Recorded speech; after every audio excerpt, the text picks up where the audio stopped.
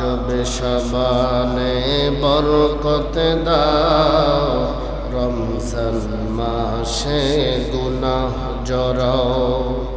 রজব শাবানে বরকত দাও, রমজান মাসে গুনাহ জড়াও। সপ্তাহ জুড়ে তুমি বরকত দাও, সপ্তাহ জুড়ে তুমি জুমার দিনেতে ক্ষমা করো, জুমার দিনেতে গুনাহ জড়াও। সুবহানাল্লাহ আলহামদুলিল্লাহ লা ইলাহা ইল্লাল্লাহ, সুবহানাল্লাহ আলহামদুলিল্লাহ লা ইলাহা ইল্লাল্লাহ, হাসবি রব্বি জাল্লাল্লাহ, মা ফি কলবি গায়রুল্লাহ, নূর মুহাম্মদ সাল্লাল্লাহ, লা ইলাহা ইল্লাল্লাহ, হাসবি রব্বি জাল্লাল্লাহ, মা ফি কলবি গায়রুল্লাহ, নূর মুহাম্মদ সাল্লাল্লাহ, লা ইলাহা ইল্লাল্লাহ, লা ইলাহা ইল্লাল্লাহ, মুহাম্মাদুর রাসূলুল্লাহ।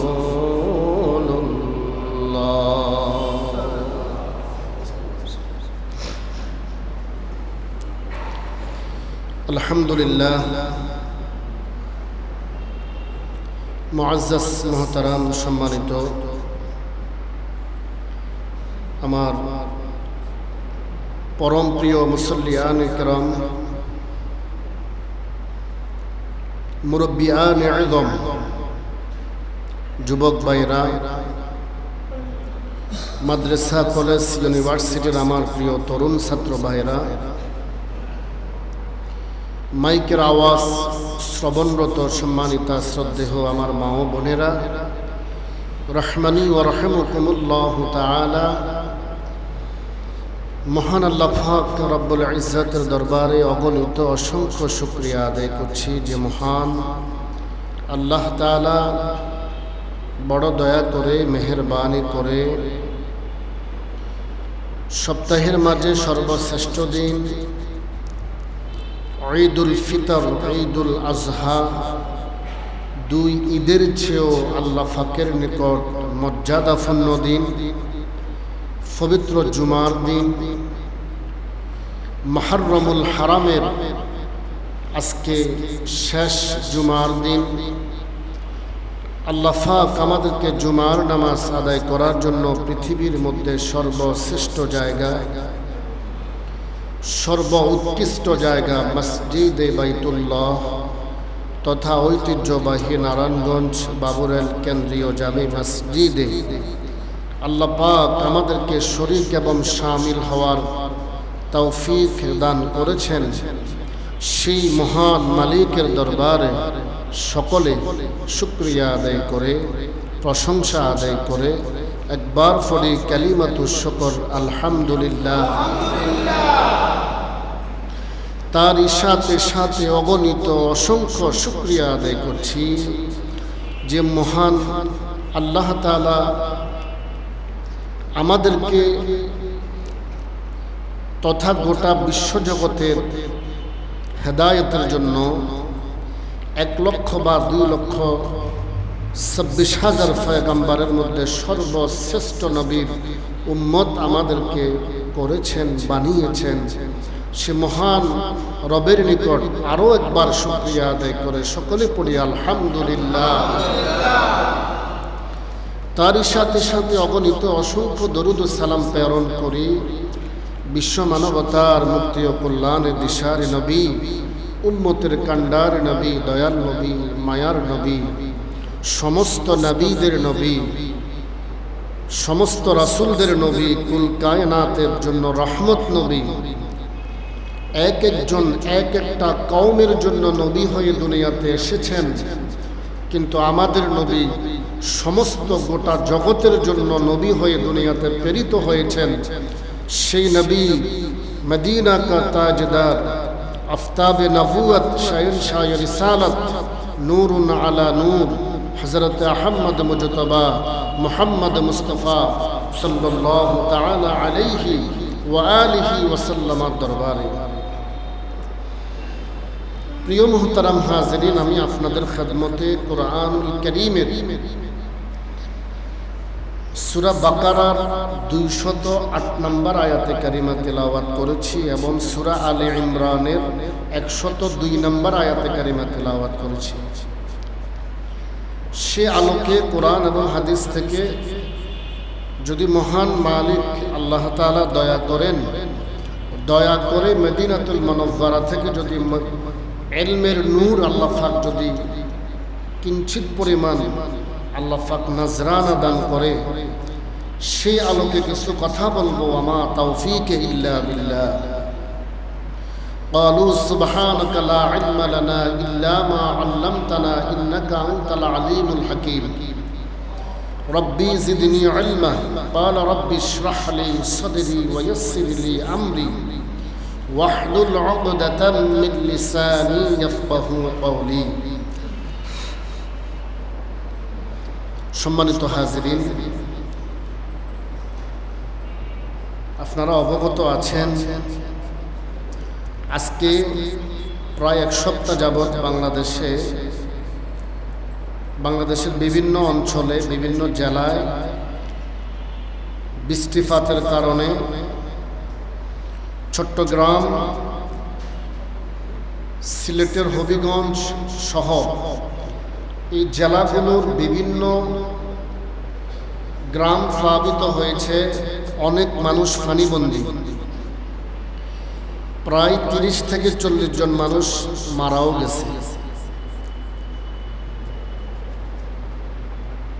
আজকে জুমার দিন আমরা অন্তত কিছু করতে পারি আর না পারি, ওনাদের জন্য দোয়া তো করতে পারি।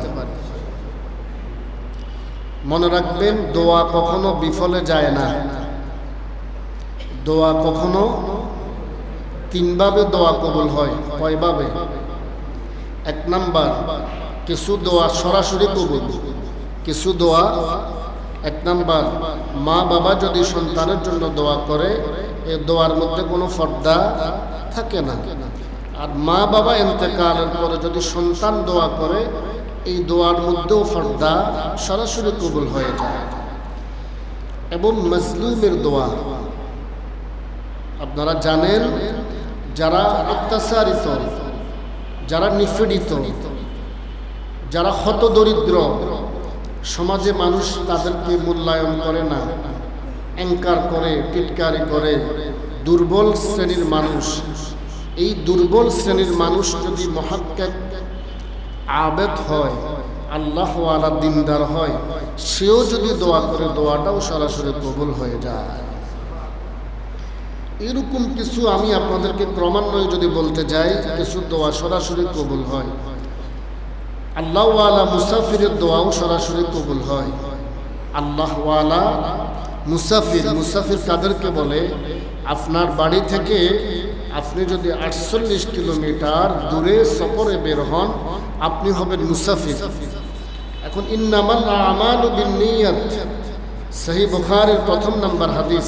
ওয়াকালা নবী আলাইহিস সালাতু ওয়াস সালাম, আল্লাহর হাবিব বলেন, সমস্ত কাজই নিয়তের উপর নির্ভর করে। যে যে নিয়ত করে বের হয়, আল্লাহ পাক তার ওই নিয়তটাই পূর্ণ করে। আপনি যদি নিয়ত করে বের হন, আমি আজকে, যে অনেকে বলে হুজুর রাত্রে ঘুমাই কিন্তু ফজর পড়তে পারি না, বাকি 4 ওয়াক্ত জামাতে পড়ি, ফজরটা পড়তে পারি না।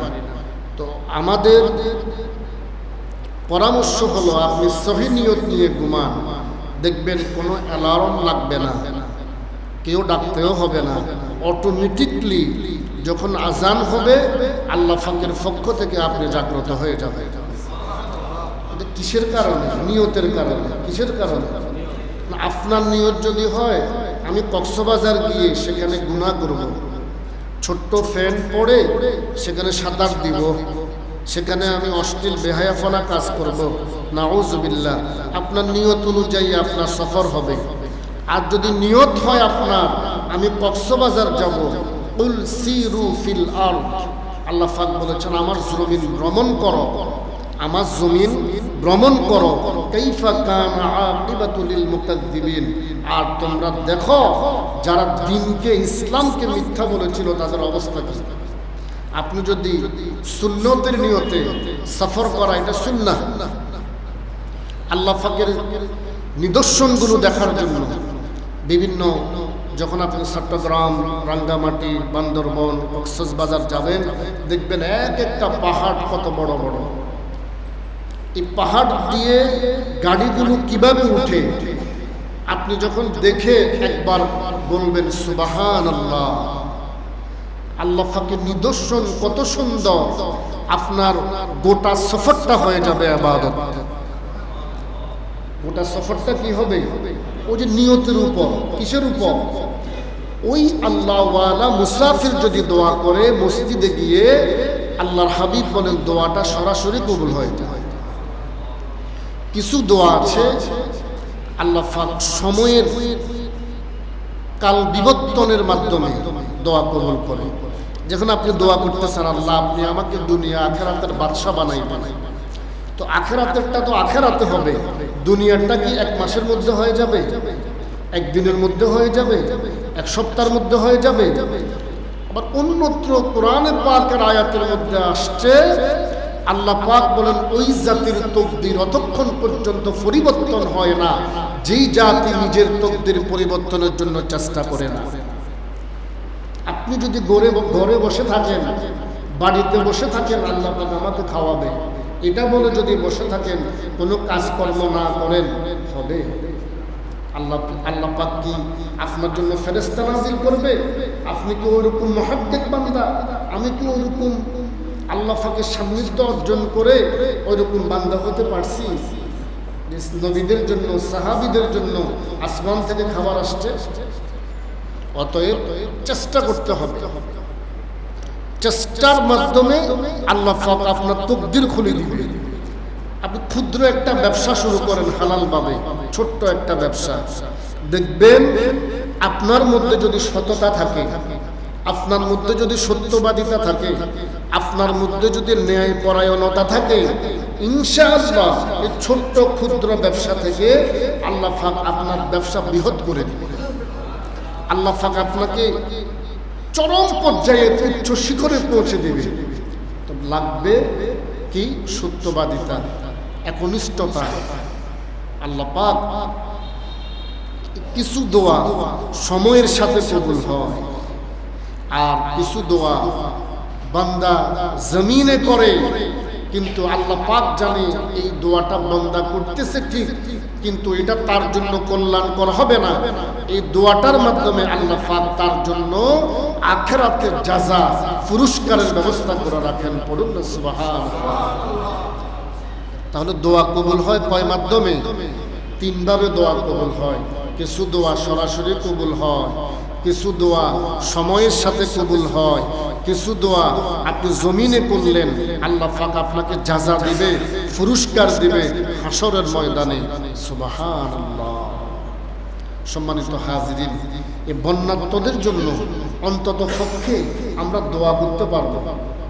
তো আমরা দোয়া করি আজকে জুমার দিন আল্লাহ পাক রব্বুল ইজ্জত ওয়াল জালাল চট্টগ্রাম, মহেশখালী, বাঁশখালী সহ বিভিন্ন যে অঞ্চলগুলো, সিলেটের হবিগঞ্জ সহ যারা বন্যায় প্লাবিত, ঘরে বন্দী হয়ে আছে, খাবার পাচ্ছেন না, হে আল্লাহ আপনি তাদেরকে গায়েবীভাবে মদত দান করুন। পড়িয়া আল্লাহ আপনি তাদেরকে হেফাজত করুন। আমাদের সুজলা সুফলা এই সোনার বাংলার জমিনকে আপনি হেফাজত করুন। মুআজ্জাজ মুহতারাম মুকাররম সম্মানিত মুসল্লিয়ান ইকরাম, আমি আর ভূমিকাতে না গিয়ে আমি আমার মূল আলোচনা শুরু করছি।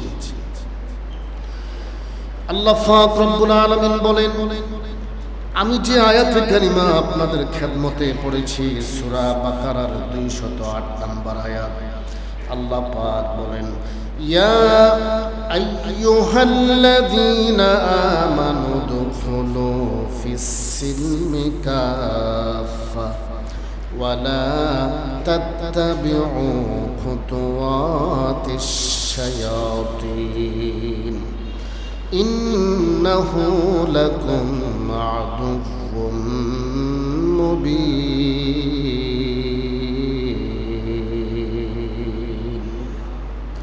আল্লাহ পাক রব্বুল আলামিন বলেন, হে ঈমানদার, হে মুমিনগণ, তোমরা পরিপূর্ণভাবে ইসলামে দাখিল হও, ইসলামে প্রবেশ করো, আর শয়তানের পদাঙ্ক অনুসরণ করো না। নিশ্চয়ই শয়তান হলো তোমাদের প্রকাশ্য দুশমন।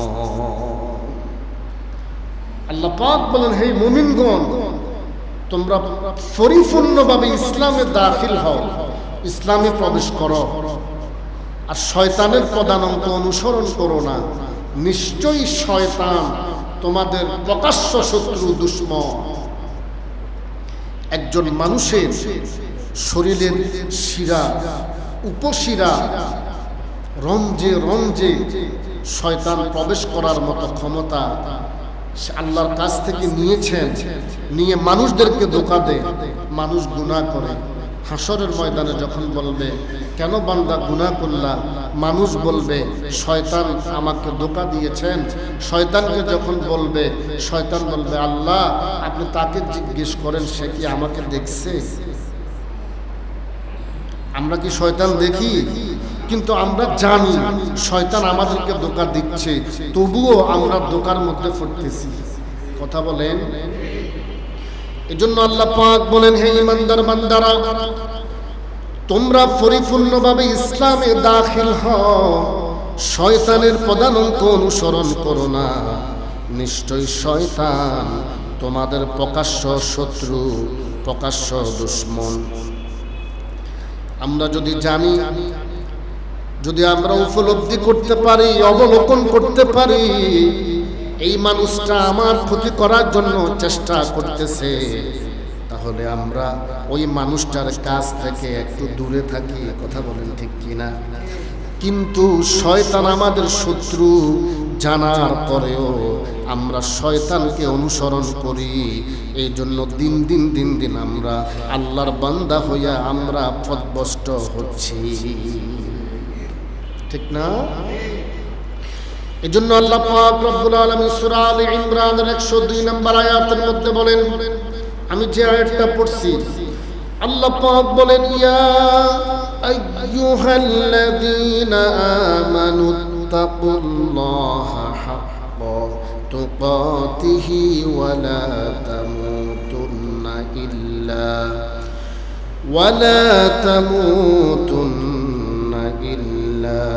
ওয়া আনতুম মুসলিমুন।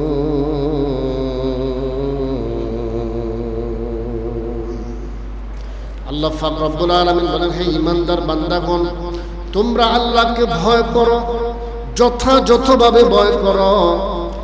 প্রথমবার বলেছেন তোমরা আল্লাহকে ভয় করো, আল্লাহ পাক দ্বিতীয় নাম্বার বলেছেন তোমরা আল্লাহকে ভয় করার মতো ভয় করো। আর প্রকৃত মুসলমান না হয়ে তোমরা মৃত্যুবরণ করিও না। পড়ুন না সুবহানাল্লাহ। মনোযোগ দিয়ে যদি শুনেন, এই মেসেজটা আপনার কাজে আসবে। আল্লাহ পাক বলেন, হে ঈমানদার বান্দাগণ, তোমরা আল্লাহকে ভয় করো। দ্বিতীয় নাম্বার বলেছেন ভয় করার মতো ভয় করো। আর প্রকৃত ওয়ালা তামুতুন্না ইল্লা ওয়া আনতুম মুসলিমুন, প্রকৃত মুসলমান না হয়ে মৃত্যুবরণ। আমরা তো মুসলমান, আল্লাহ পাক কেন বললেন প্রকৃত মুসলমান না হয়ে মৃত্যুবরণ করিও না? এবার আসেন, গত 2-3 দিন আগে একজন আমাদের ভাই ব্রাজিল হেরে গেছে, এজন্য আত্মহত্যা করলো। সে কি মুসলমান হয়ে মারা গেল না বেঈমান হয়ে মারা গেল? কথা বলেন। আগে আমাকে দেখতে হবে আমার দ্বীন, আমার ইসলাম, আমার কোরআন, আমার নবী, আমার রাসূল। ইসলামকে আগে আপনাকে বড় বড় করে দেখতে হবে, তারপরে বাকিগুলো। তো যেই ভাইটা আত্মহত্যা করলো 3 মাসের একটা বাচ্চা রেখে, মাকে সন্তান হারা করলো, বিবিকে বিধবা করলো, মেয়েটা পিতৃহারা হলো, অথচ এই লোকটা মুসলমান হয়ে কবরে গেল বেঈমান হয়ে। আজকে আপনাদের বিবেকের কাছে আমার প্রশ্ন, ও মুসলমানের সন্তানেরা, আজকে আমরা এই খেলার জন্য একজন ভাই আরেকজন ভাইয়ের সাথে মারামারি করি, একজন ভাই আরেকজনের ভাইয়ের সাথে তর্কাতর্কি করি কিনা? আমার ভাইরা রে, আপনাদের কাছে আমার প্রশ্ন হলো যে ব্রাজিলের জন্য আপনি আজকে পাগলপাড়া, ওই ব্রাজিলের মধ্যে প্রকাশ্যে আজান দেওয়া জায়েজ নাই, নিষেধ। অথচ আপনি মুসলমানের সন্তান হয়ে তাদেরকে চিনেন না, তারাও আপনাকে চিনে না, তার পতাকা আপনি উড়াচ্ছেন, তাদের ওই প্লেয়ারদের ছবি দিয়ে আপনি আজকে বিভিন্ন ফ্ল্যাগ টাঙ্গাচ্ছেন বিভিন্ন জায়গায়। আমার বাইরা রে, আজকে আপনি আর্জেন্টিনার জন্য আপনি ভক্ত, তাদের পাগল, অথচ আর্জেন্টিনার এই জানোয়ারটা বেঈমানটা প্রধানমন্ত্রী ইসরায়েলের সাথে হাত করে মুসলমানদেরকে মারার জন্য আজকে এক হয়েছে। অথচ আপনি আর্জেন্টিনার পাগল, আপনি ব্রাজিলের পাগল। এই আর্জেন্টিনা, এই ওই দেশের প্রধানমন্ত্রী ইসরায়েল নেতানিয়াহুর সাথে হাত করে ইসরায়েলের পতাকা তারা উড়াচ্ছে, অথচ তাদের হাতে আমার মুসলমানের হাজারো হাজারো শিশু বাচ্চা সহ রক্ত রঞ্জিত। অথচ আপনি তাদের জন্য রাস্তা রাস্তায় বাঁশি বাজাচ্ছেন, আতশবাজি করতেছে, একে অপরের সাথে দ্বন্দ্বে লিপ্ত হচ্ছে। এগুলো কিয়ামতের আলামত। কিসের আলামত? খোদা কি কসম, খেলার শুরু থেকে পর্যন্ত 1 মিনিটের জন্য তো টিভির দিকে তাকাই নাই, মোবাইলে খেলা দেখি নাই, আমার কি দিন যাচ্ছে না? আজকে মুসলমান হইয়া আমরা মসজিদেও খেলা নিয়ে কথা বলি, আছে কি না? দেখবেন এই খেলা, এই প্লেয়ারদের থেকে দাজ্জাল বের হবে। আপনি একটু বুকে হাত দিয়ে বলেন তো, আপনি যে নেইমারের জন্য আপনি আজকে পাগল, তার চেহারার মধ্যে ইসলামের কোন নূর আছে? আমার প্রিয় ভাইয়েরা, এই জন্য আল্লাহ পাক রব্বুল আলামিন বলেন, لا يتخذ المؤمنون الكافرين أولياء من دون المؤمنين। আল্লাহ পাক বলেন, হে মুমিনেরা, তোমরা মুমিন ছাড়া অন্য কাউকে, কাফেরদেরকে বন্ধু বানাইও না। এটা কোন সূরা? সূরা আলে ইমরানের 28 নম্বর আয়াত। আল্লাহ পাক বলেন, হে মুমিনেরা, তোমরা মুমিন ছাড়া কোনো কাফেরকে বন্ধু বানাইও না। এরপর আল্লাহ পাক বলেন, ওয়া মান ইয়াফআল যালিকা ফালাইসা মিনাল্লাহ। যারা মুমিন ছাড়া কাফেরদেরকে বন্ধু বানাবে, আল্লাহ পাক বলেন, ওই সকল মানুষগুলোর সাথে আমি আল্লাহর কোনো সম্পর্ক নাই। নাউজুবিল্লাহ। আল্লাহ পাক বলেন, যারা মুমিন ছাড়া কাফেরদেরকে বন্ধু বানায়, তাদের সাথে আমি আল্লাহর কোনো সম্পর্ক নাই। অন্য আয়াতের মধ্যে আল্লাহ পাক সূরা মায়েদার 51 নম্বর আয়াতের মধ্যে আল্লাহ পাক বলেন, ইয়া আইয়ুহাল্লাযীনা আমানু লা তাত্তাখিযুল ইয়াহুদা ওয়ান নাসারা আউলিয়া বা'দুহুম আউলিয়া بعض ومن يتولهم منكم فإنه منهم إن الله لا يهدي القوم الظالمين।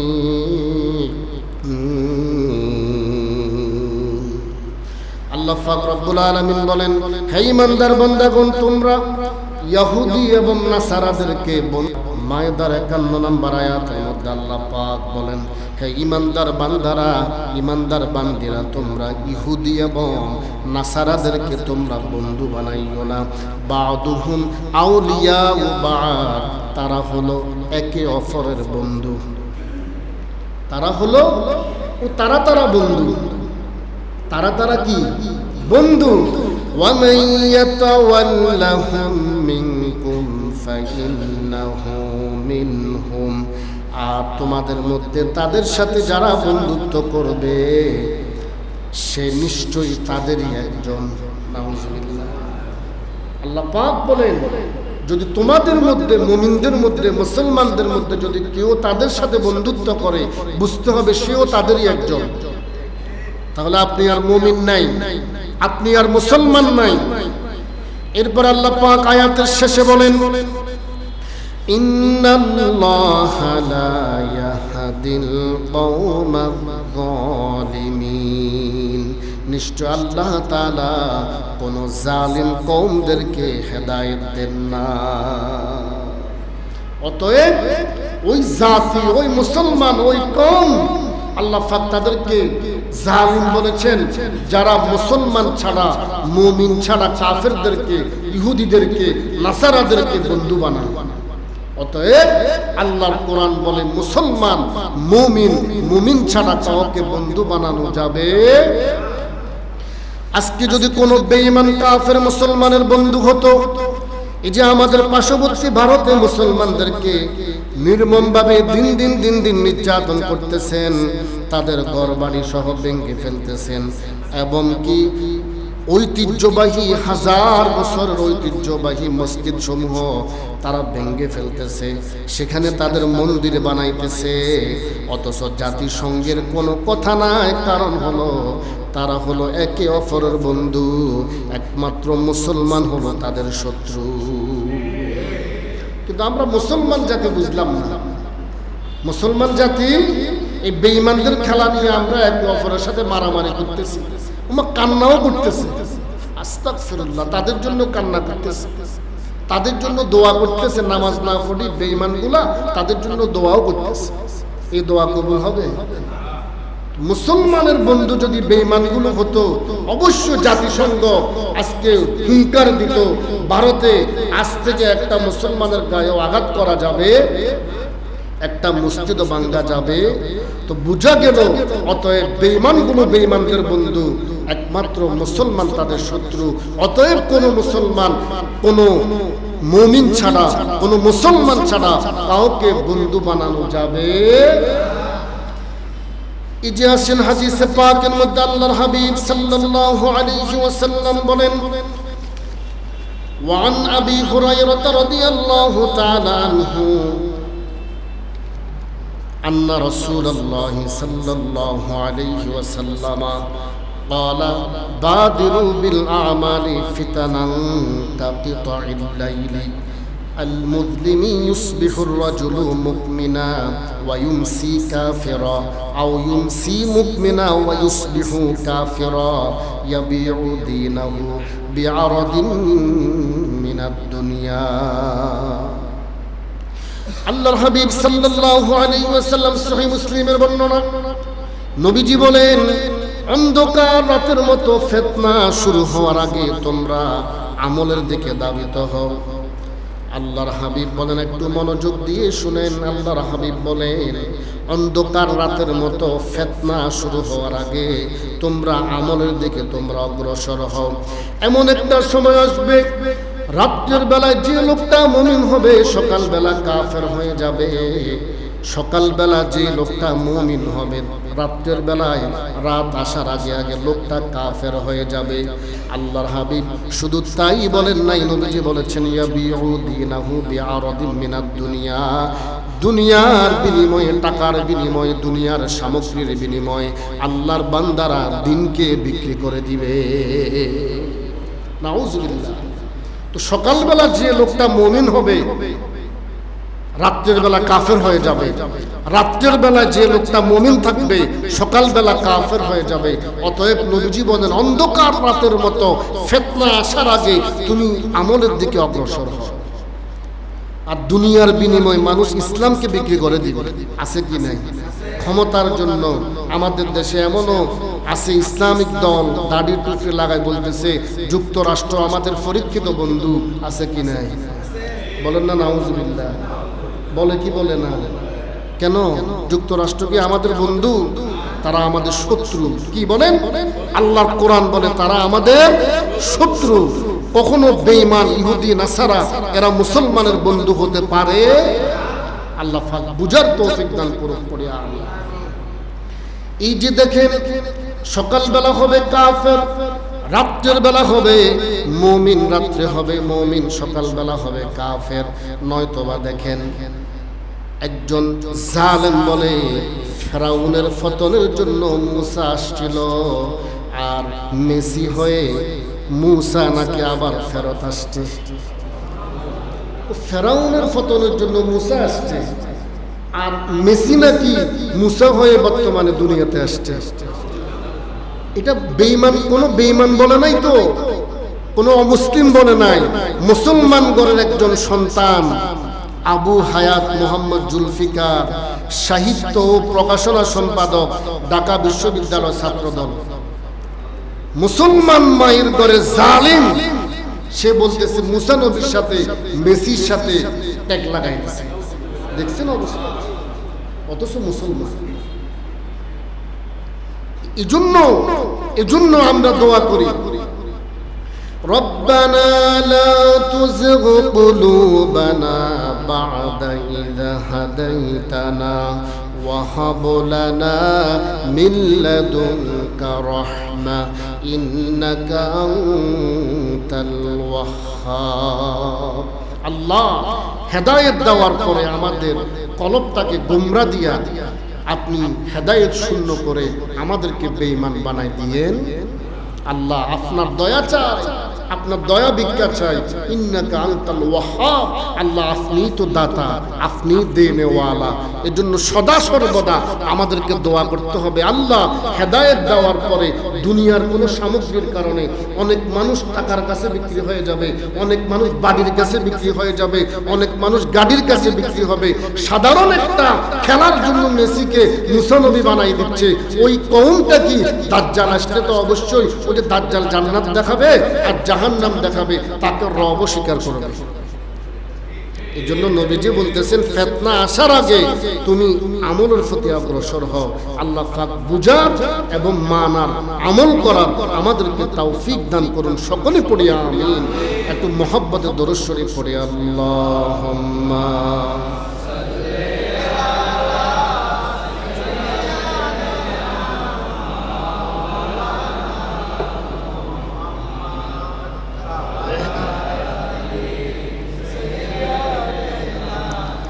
মাওলানা মুহাম্মদ। সম্মানিত হাজিরিন, বলার ছিল অনেক কথা, সময় যতটুকু আমি পাই ইনশাআল্লাহ আমি বলবো। এই মাস মুহররমুল হারামের আজকে শেষ জুমা, শুহাদায়ে কারবালা। শুহাদা এটা শহীদের বহু বছর। শুহাদা হলো শহীদের কি ভাই? বহু বছর। এই শহীদ এদের ব্যাপারে আল্লাহ পাক রব্বুল আলামিন কোরআনে পাকে বলেন, সূরা বাকারার মধ্যে আল্লাহ পাক বলেন, ওয়ালা তাকুলু লিমান ইউকতালু ফি সাবিলিল্লাহি আমওয়াত বাল আহইয়াউ ওয়ালাকিন লা তাশউরুন। আল্লাহ পাক বলেন, যারা দিনকে প্রতিষ্ঠা করার জন্য বেঈমানদের সাথে যুদ্ধ করে শাহাদাত বরণ হয়েছে, করেছেন, যারা শহীদ হয়েছেন, তোমরা তাদেরকে মৃত বলো না, তারা জীবিত। তোমরা তাদেরকে মৃত দেখতেছো, তোমরা বুঝতেছো না, অথচ তারা জীবিত। আল্লাহ পাক শহীদদের বেলা বলতেছেন তারা জীবিত। আর যেই সকল জালেমগুলা বলে আমার নবী রওজা পাকে মৃত, নাউজুবিল্লাহ বলেন, আমরা কি ওই জালিমদের কথা মানবো না কোরআন মানবো? আমার নবী রওজা পাকে জিন্দা না মৃত? জিন্দা নবী। রওজা পাকে শুয়ে আছেন, এখান থেকে সালাম দিলেও আমার নবী স্বয়ং আমাদের সালাম শুনতে পায়। এই ক্ষমতা দিয়েছেন কে? শহীদদের ব্যাপারে আল্লাহ পাক সূরা আলে ইমরানের 169 নম্বর আয়াতের মধ্যে বলেন, ولا تحسبن الذين قتلوا في سبيل الله أمواتا بل أحياء عند ربهم يرزقون। সেম কথাটা আল্লাহ পাক বলেন, যারা দিনকে প্রতিষ্ঠা করার জন্য যুদ্ধ করে শহীদ হয়েছেন তোমরা তাদেরকে মৃত বলো না, তারা জীবিত। এখানে আল্লাহ পাক আরো একটু কথা বৃদ্ধি করেছেন, বাল বরং আহইয়াউন ইনদা রাব্বিহিম ইয়ারযুকুন, তারা আল্লাহর পক্ষ থেকে রিজিক প্রাপ্ত হয়। বলুন না সুবহানাল্লাহ। তারা আল্লাহর পক্ষ থেকে রিজিক প্রাপ্ত হয়। ইয়ারযুকুন এখানে রিজিক দ্বারা উদ্দেশ্য হলো তারা আল্লাহর পক্ষ থেকে রহমত প্রাপ্ত হন। বলুন না সুবহানাল্লাহ। তারা কি কবরে খায়? এই রিজিক দ্বারা উদ্দেশ্য হলো যারা শাহাদাত বরণ করেছেন ইসলামকে সমুন্নত করার জন্য, আল্লাহ পাক বলেন তারা জীবিত, তারা মৃত নয়, তারা আল্লাহর পক্ষ থেকে রহমত প্রাপ্ত হয়। পড়ুন না সুবহানাল্লাহ। এবার আসেন, শহীদের কিছু শ্রেণীবিন্যাস আছে, তারা শহীদ হয়। আমরা সে একেবারে সংক্ষেপে শুনি শহীদ কাদেরকে বলা হয়। عن أبي هريرة رضي الله تعالى عنه قال قال رسول الله صلى الله عليه وسلم الشهداء خمسة المطعون والمبتون والغريق وصاحب الحضم والشهيد في سبيل الله। সবাই জোরে জোরে পড়ুন না সুবহানাল্লাহ। শহীদ পাঁচ ভাগে বিভক্ত, যাদেরকে শহীদ বলা হয় মৃত্যুর পরে। তাদের মধ্যে এক নাম্বার হলো আল মাতুন, মহামারীতে যারা মৃত্যুবরণ করে তারা শহীদ। মহামারী যেমন করোনাতে অনেকে মারা গেছে না, অনেক সময় ডেঙ্গুতে কিছুদিন পূর্বে মানুষ মারা গেছে না, অনেক শিশু বাচ্চা মারা গেছে না। আল্লাহর হাবিব বলেন যারা মহামারীতে ইন্তেকাল করেন আল্লাহ পাক তাদেরকে শাহাদাতের মাকাম দান করে। পড়ুন সুবহানাল্লাহ।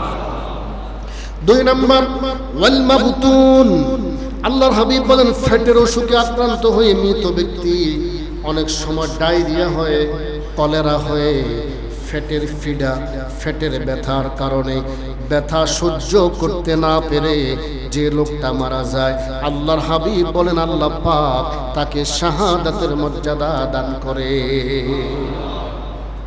তিন নম্বরে আল্লাহর হাবিব বলেন ওয়াল গরিক, যে বাচ্চা হোক, পুরুষ হোক, মহিলা হোক, ফানিতে পড়ে মারা যায়, ফানিতে পড়ে মারা যায়, আল্লাহর হাবিব বলেন আল্লাহ পাক তাকে শাহাদাতের মর্যাদা দান করে। চার নাম্বার ওয়াসাহিবুল হাদুন, আল্লাহর হাবিব বলেন যে লোক দেওয়ালে চাপা পড়ে মৃত্যুবরণ করে, এটার ব্যাখ্যা হলো যে লোক অ্যাক্সিডেন্ট করে মৃত্যুবরণ করে, ট্রেনে অথবা বাসে অথবা হুন্ডায়, যদি অ্যাক্সিডেন্টে মৃত্যুবরণ করে তার দোষ ছিল না। অনেক সময় তো যুবকরা হুন্ডা উঠলে এমন জোরে চালায়, অনেক সময় পিছন থেকে অনেক মানুষ তাদেরকে বদদোয়াও করে, এমন জোরে চালায় পিছন থেকে মানুষ তাদেরকে কি করে, বদদোয়া করে।